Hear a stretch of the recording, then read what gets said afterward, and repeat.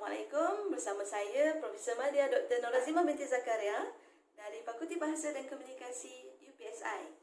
Okey, topik kita pada hari ini ialah kanon. Kenapa kanon? Ya? K-A-N-O-N, kanon ataupun C-A-N-O-N, kanon. Okey, kanon ialah sesebuah karya yang menjadi rujukan kepada teks-teks anal yang lain, ataupun kanon ini berada di pusat atau center tengah-tengah dalam lingkungan karya anal. Dia menjadi rujukan ataupun model kepada karya-karya anal tu teks sastra sejarah yang lain. Kanon yang kita gunakan merujuk kepada teks Sulalatus Salatin atau sejarah Melayu. Baik. Teks Sulalatus Salatin ini atau sejarah Melayu ini kita faham merupakan teks yang diiktiraf sebagai karya agung dan sebagai bahan warisan oleh UNESCO. Dalam kategori sastra sejarah, kenapa Sulalatus Salatin ini dalam kelompok sastra sejarah atau historiografi Melayu? Kenapa sastra sejarah? Kerana di dalam Sulalatus Salatin mengandungi unsur sastra dan unsur sejarah. Unsur sastra ialah perkara-perkara fiksyen atau mitos yang terkandung di dalam teks Sulalatus Salatin. Manakala unsur sejarah ialah fakta, nama tokoh, perkara-perkara yang benar, yang dianggap benar itu adalah sejarah. Untuk membaca teks sastra sejarah ini, kita tidak boleh memisahkan di antara unsur sastra dan sejarah. Kita kena baca serentak tanpa memisahkan kedua-duanya. Sekiranya kita memisahkan, kita cuba mencari unsur sastra, kita cuba mencari unsur sejarah, kita akan bersikap seperti orientalis barat yang salah faham, salah meletakkan teks sastra sejarah itu sebagai teks sejarah kerana kita cuba mencari sejarah di dalam teks sastra sejarah. Jadi kita akan menjadi salah, kita akan bersikap seperti orientalis barat.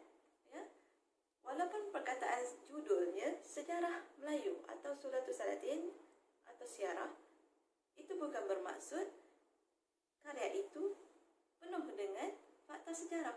Kerana sejarah yang difahami oleh masyarakat tradisi ialah karya yang mempunyai unsur-unsur mitos. Mitos bermaksud sesuatu yang sakral, yang suci, yang benar-benar berlaku dalam pemikiran masyarakat Melayu tradisi. Mereka benar-benar percaya bahawa raja mereka mempunyai daulat, bahawa raja mereka mempunyai supernatural. Jadi, sebab itulah apabila kita membaca teks sejarah Melayu, kita mesti membaca mengikut pemikiran yang difahami oleh masyarakat tradisi, bukan yang difahami oleh kita sekarang. Kita sekarang memahami konsep mitos itu sebagai sesuatu yang dongeng, sesuatu yang tak boleh dipercayai.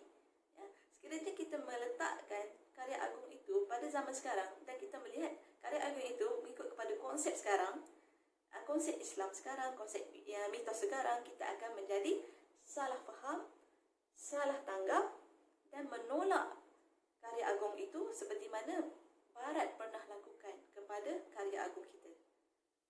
Jadi ingat, apabila cuba membaca atau mengkaji teks lama, tak kisahlah sastra sejarah ke, karya epik ke, sastra kitab ke, kita mesti meletakkan diri kita pada zaman tradisi. Mesti membaca teks tersebut mengikut kepada fahaman konsep yang difahami oleh masyarakat tradisi, baru kita dapat menguasai falsafah apa pemikiran, apa falsafah yang terkandung di dalam karya-karya tersebut. Topik seterusnya ialah kenapa sejarah Melayu menjadi karya kanon? Ya? Kenapa sejarah Melayu menjadi karya kanon? Kita tahu dan kita maklum, sejarah Melayu atau Sulalatus Salatin bermula setelah kedatangan Islam datang ke tanah Melayu dan dikarang oleh Tun Sri Lanang. Baik. Jadi, Sulalatus Salatin ini ya, adalah teks yang tertua, yang kedua tertua selepas Hikayat Raja Pasai.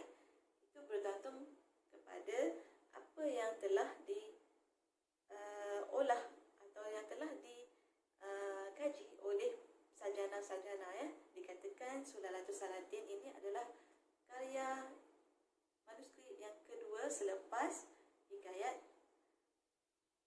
Raja Pasai. Kenapa kita mengatakan Sulalatus Salatin sebagai kanon?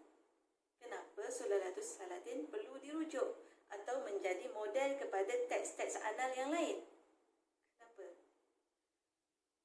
Pertama, kerana teks-teks yang baru, karya-karya yang baru yang lahir perlu menghubungkan raja mereka dengan tiga beradik di Bukit Siguntang untuk mengabsahkan bahawa waris mereka adalah waris yang sah. Hanya di dalam Sulalatus Salatin yang menceritakan tentang keturunan raja-raja